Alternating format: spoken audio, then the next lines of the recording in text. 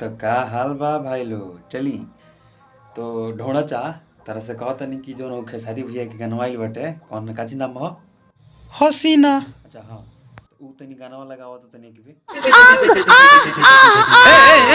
बा का मर दे तू नहीं साफा तू मन साफा तू आदमी तुम ना हुआ का तू हो हैं बताओ तो मन साफा मन हई गाना लगाव जला साफा तू सठिया गेल बड़ा का मर दे हैं जा साफा एहे रहा नहीं जाता तड़प ही ऐसी है ना। तो ये जौना के नाम बा खेसारी भैया के जौना गाना बा जौना के नाम बाटे हसीना वो गाना बहुत ट्रेंडिंग में चलता आजकल।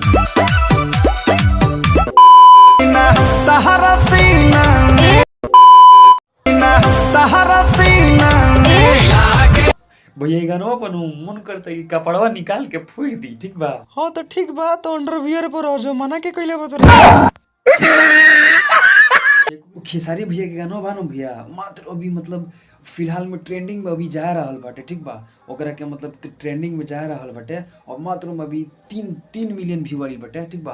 रोज आते हैं इस उम्मीद पे आज जीतेंगे कल जीतेंगे परसों जीतेंगे रोज हारते हैं 3 मिलियन व्यू आइल बाटे तो रोग लगिन जाके सुनी और सपोर्ट करी खेसारी भैया के ठीक बा। तो टेंशन के लिए कोनो बात नहीं है ठीक बा हमारे ना खेसारी भैया के स्टार बना दी ट्रेंडिंग स्टार बना दी ठीक बा। अरे अभी मजा आएगा ना। अरे सब क्यों बनाई ठीक बा।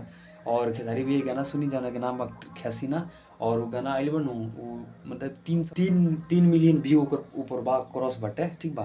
तो वो गाना के जाई भैया के सुनी ऐसे कहल जाला नु स्टार ट्रेंडिंग स्टार ठीक बा।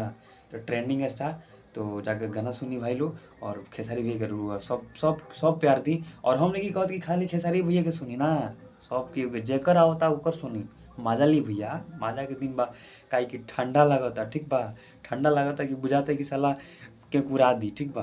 तो जाई गाना सुनी और मजा ली ठीक बा और भाभियों के सुन गजब बेइज्जती है। सुनाई गाना ठीक बा लव यू।